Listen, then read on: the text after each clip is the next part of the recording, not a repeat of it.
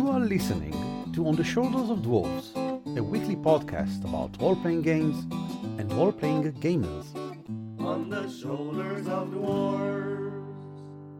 Hello and welcome to On the Shoulders of Dwarves, a weekly podcast about role-playing games, the player who play them and the gamers who game them. My name is Ran Aviram. My name is Uri Lifshitz. Hello! And today we have an interesting topic, an unusual topic.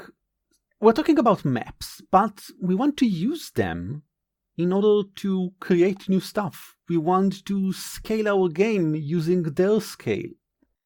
Your gaming session begins. The GM describes your party entering into a room with her raspy voice. She places a map on the table. The map displays the room, along with its various antique furniture, the work table laden with potions, and the chair where the Count, who smells faintly of apples, sits and waits for you to consider his generous offer. Okay, that was a great start for a gaming session. And there are so many things in that short description we could talk about.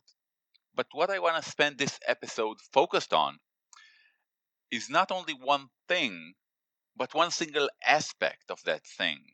And I'm talking about the map that the GM places on the table. And to be more precise, I want to talk about the scale of that map. Try to imagine that same session opening, but this time the map that the GM places on the table is of the entire floor where the meeting takes place. This is already a subtle hint, a foreshadowing that there is more to this encounter than a mere conversation with the Count. If the GM would place a map of a city, for example, and simply indicate with her finger in which building the conversation takes place, we immediately understand that this adventure is bigger, way bigger than just a conversation with the Count about a specific offer.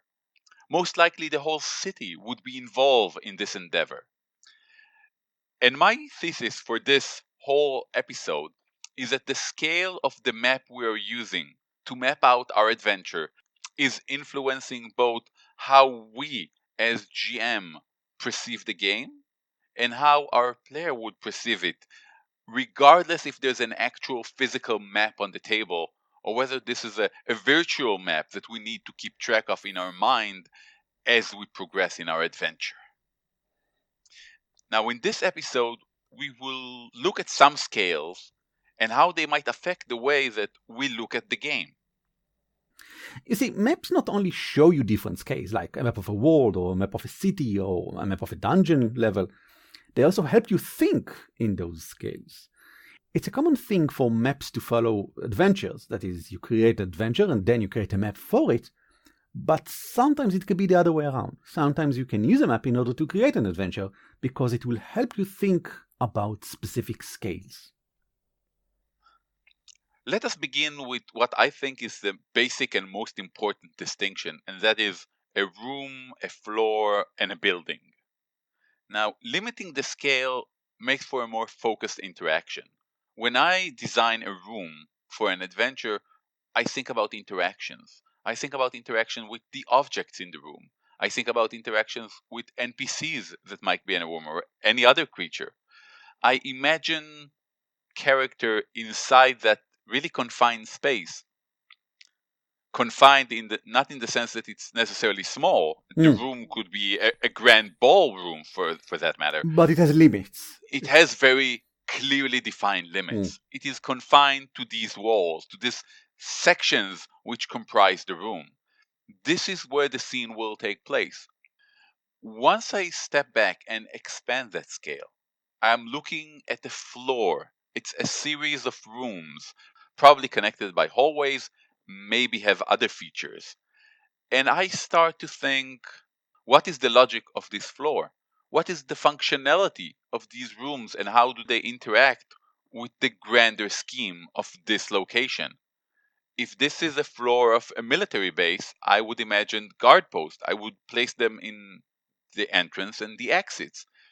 If this is a bank, I would have a section dedicated for audience coming in, and I would have a different section dedicated for counting money or handle transaction. I would place management offices, etc., etc. You start thinking in concepts rather than in specifics.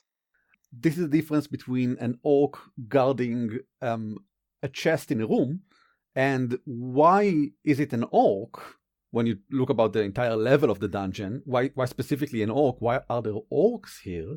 And why is he guarding a treasure chest in this room? What's the reason that there's treasure in this room?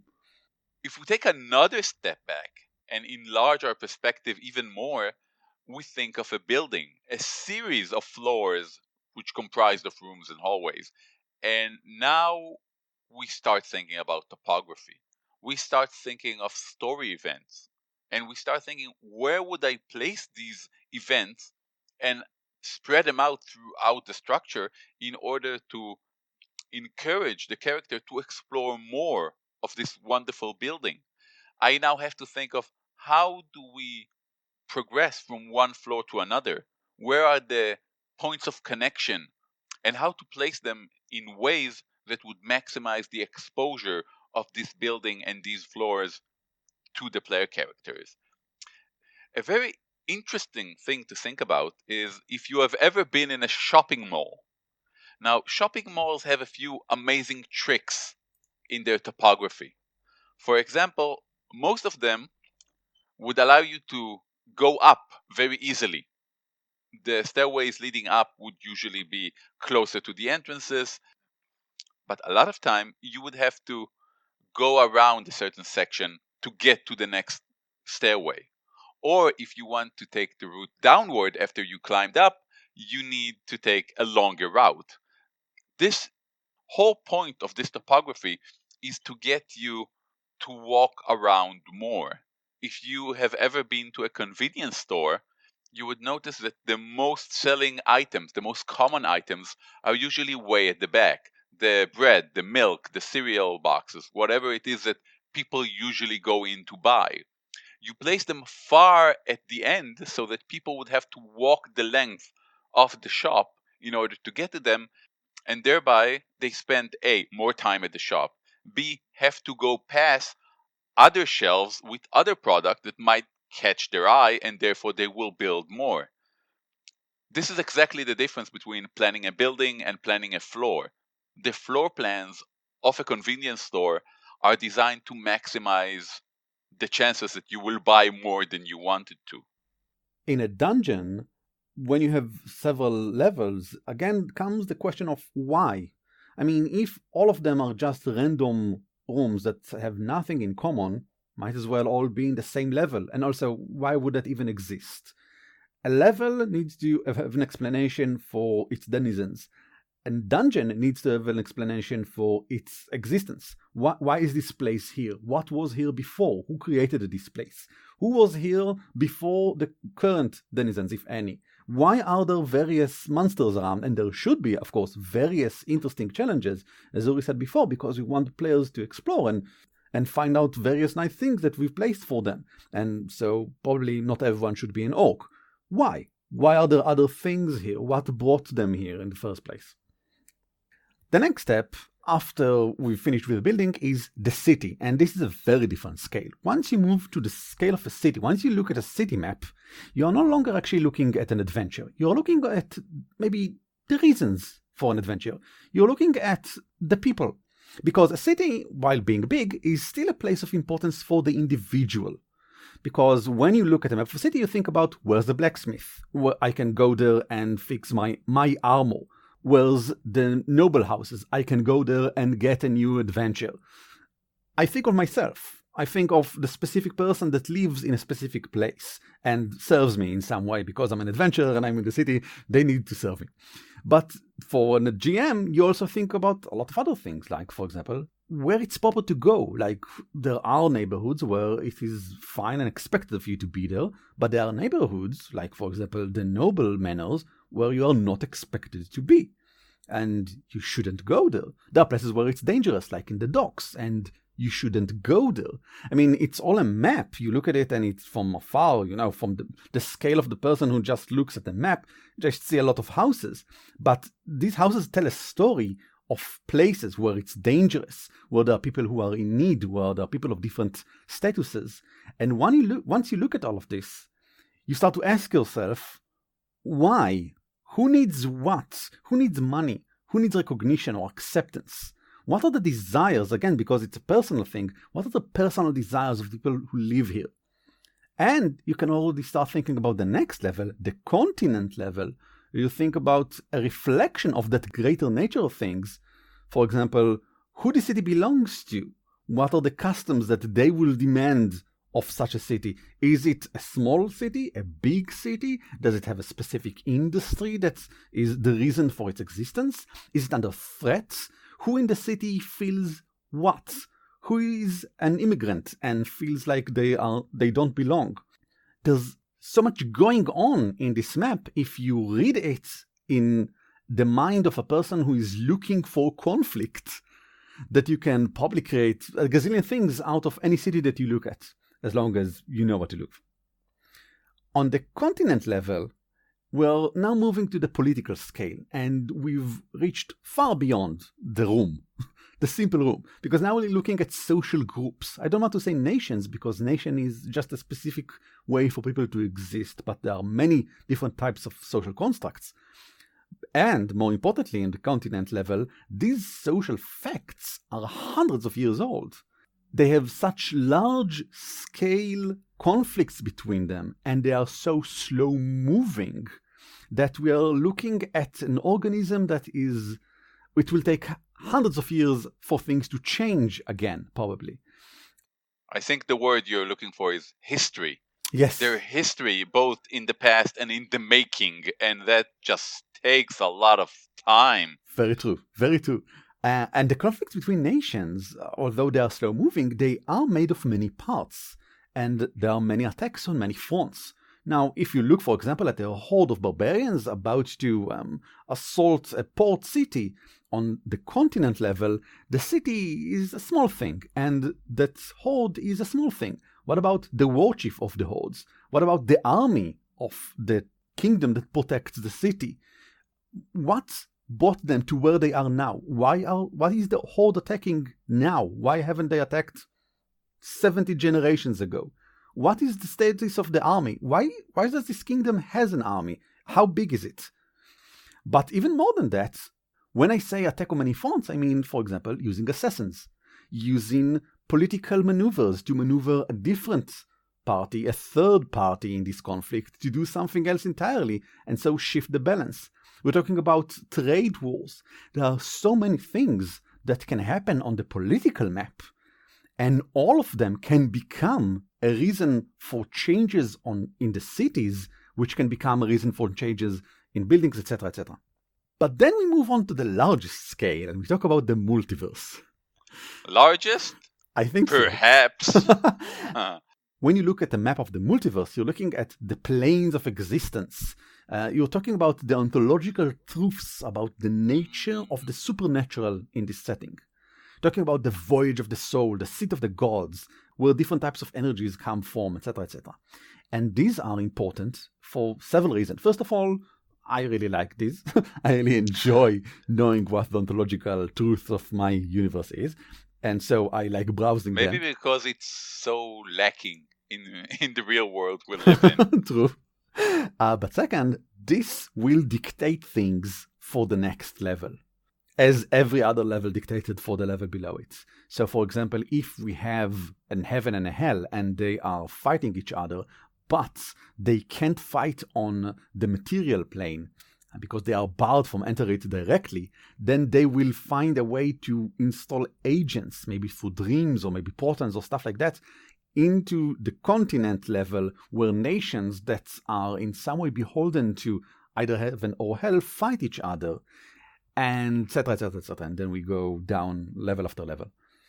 Remember our party just stepping into the room, talking with the Count? Now, they know they're in a floor, they know they're in a building, they know that that building is in a city, they know that the city resides in a continent, and that continent is presumably in a multiverse of some sort. But does it matter? If the answer is yes, there should be a map of that as well, be it physical or virtual in the mind of the GM. If it doesn't matter, maybe all we need is, an old napkin with a few lines scratched on it, and maybe some doodling of a chair and a table and a character. Nice. I would like to claim that most campaigns, most classical campaigns of role-playing games that are D&D-esque go through this layer of scales almost directly from the bottom to the top. I mean, everything begins with a single scene at a single place.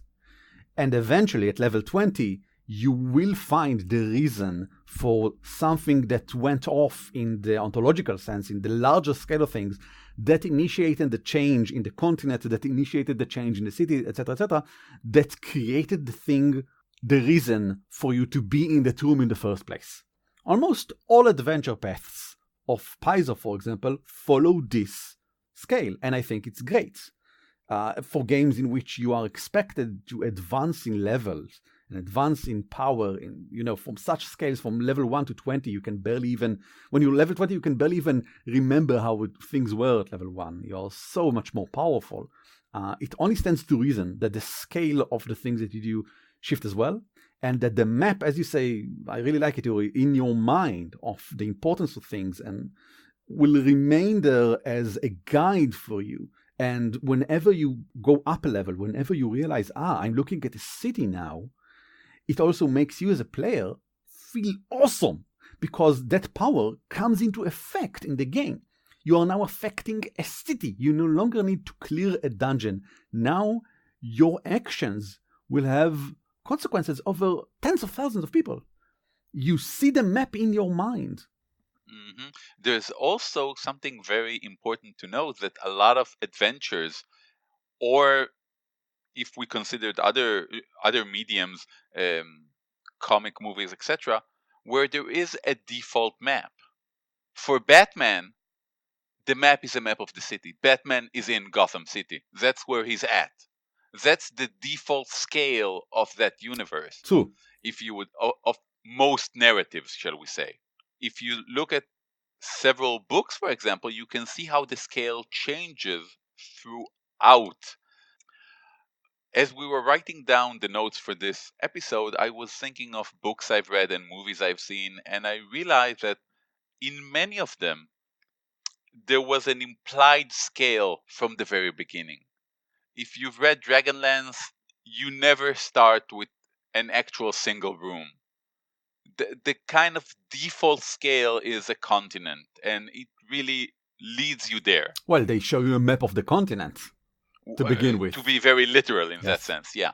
But in other works, sometimes you don't have a map, because this is the adventures of this specific group, and they go places, but the places aren't as important as the group. I'm talking about the kind of books that if you would have a map at their end, it would be a map of the various characters and the interaction between them, and not of the places they've been or the scales of what they've done. Because that's not the heart of the matter. Finally, we should say something about maps of events, because we've talked about scale of spaces, but time is like the other twin of space-time, and it's just as important. Now, we won't spend a lot of time on it because, a lot of time. We won't spend a lot... I just got it. Now, we won't spend a lot of time on it because we can do an entire episode just on this. But it is important to note that there are, for example, maps of events in which you show which events connect to which events in the order that players are expected to follow.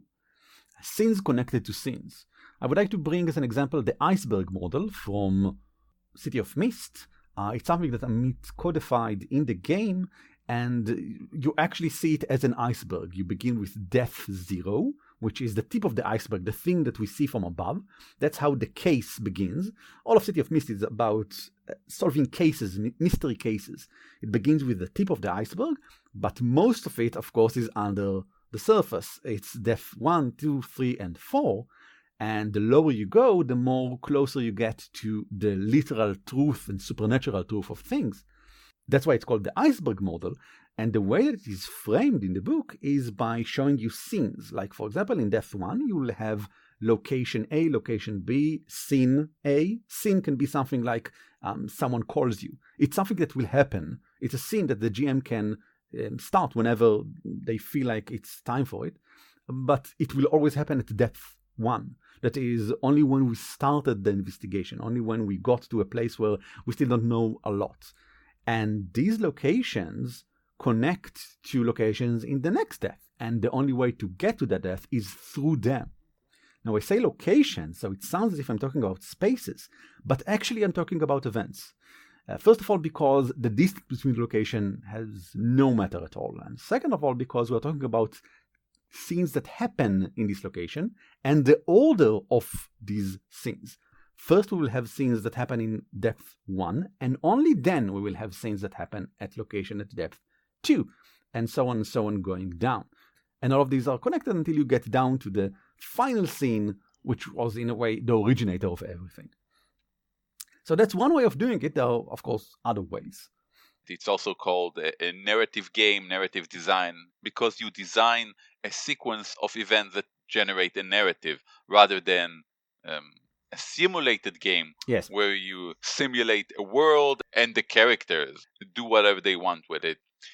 There's also the famous principle of the Schrodinger's dungeon, meaning I want to have this specific event, this event being an ambush by goblins. So I would tell my players, okay, you can turn north to the forest of Evangreen, or you can turn south to the dungeon of Darkmoor. And if they would say, let's head north, then there will be a goblin ambush in the forest. And if they say, no, let us head south, then there will be a goblin ambush at the swamps. It's Schrodinger's dungeons. It's there and it's not until you go there, and then whatever you want to happen. In many cases, it's a lot easier to plan an adventure by a map of events. However, I will remind you that the first rule of running any role-playing game is that you will not run your game the way you planned it.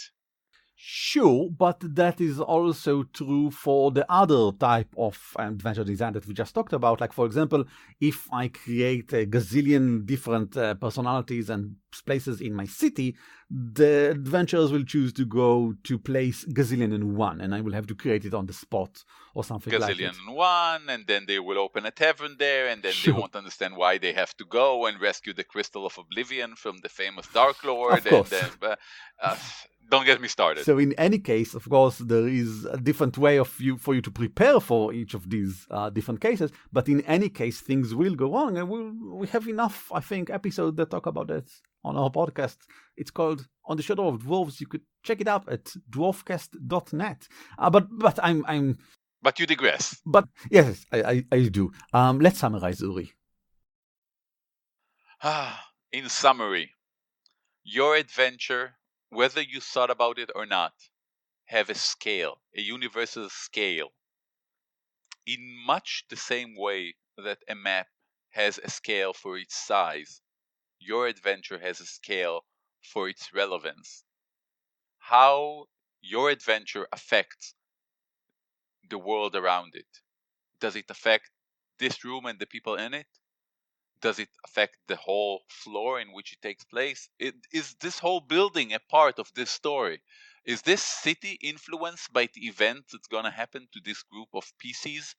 Is this continent in danger? Is the multiverse about to be saved or ruined based on the actions of these players and their characters? Maybe. Keeping that scale in your mind and broadcasting that scale to your players so they would be aware of the stakes and the significance of what they do impact every single scene that you will run in this game. Indeed, it's very much a part of setting expectations, where this will go, how big this will get, etc. I personally, however, I do like all of this episode exactly from the other side. I like it as the GM who sees the map and then has to think about what does this mean for my adventure instead of the other way around. So many ways to do this, but if you want to do it yourself and tell us how you did it, excellent. Send us an email to show@dwarfcast.net or check out Facebook, Twitter, @Dwarf Podcast, where we there exist and can do the chattings with you.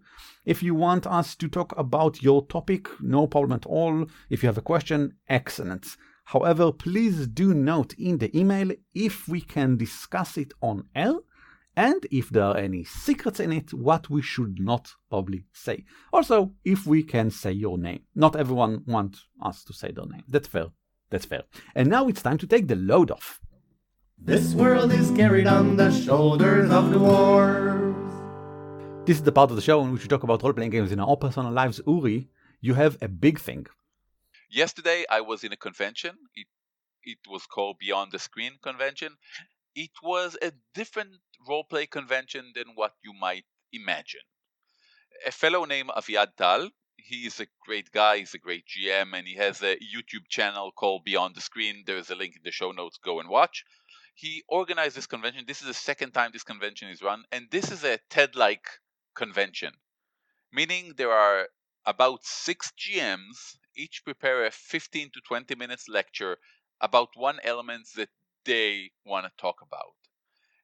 And it was a great success, mainly because a few days ago we also had a meeting of all the lecturers. I was one of the lecturers, by the way. I talked about my approach to creating adventures, the dichotomy of creating a setup, a build-up, and the payoff in order to get emotional responses from your players.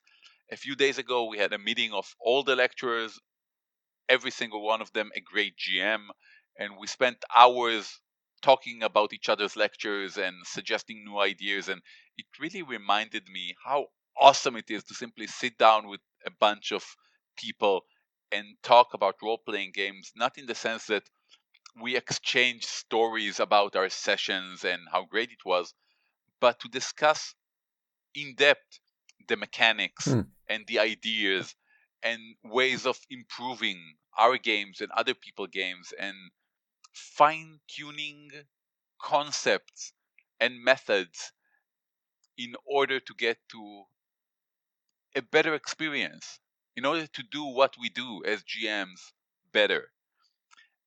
Like I said, it was an amazing event in many, many different levels.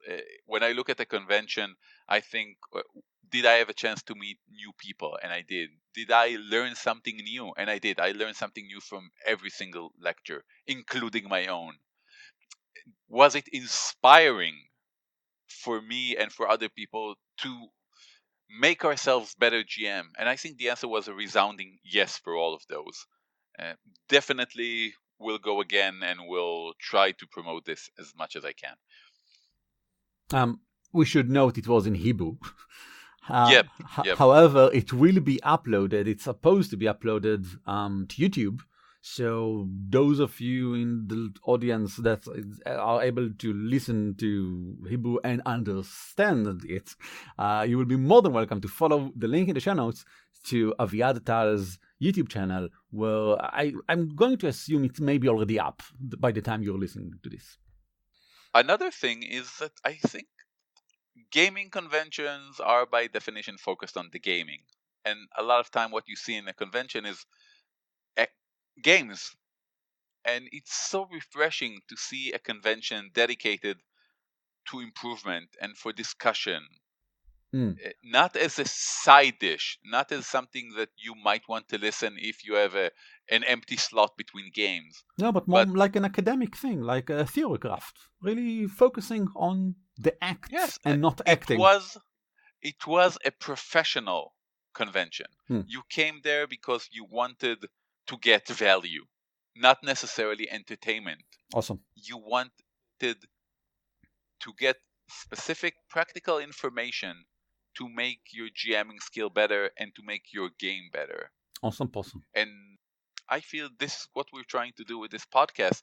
And it's so nice to see another manifestation of that same will and desire. Very much true. I myself have nothing more to add, and therefore we will now end the entire podcast. I mean, this episode. We will probably have another one next week. That's what we do.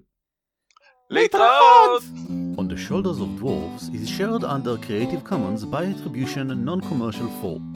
Intro and outro are by the Cliché Duo, and you can email us at show@dwarfcast.net. On the shoulders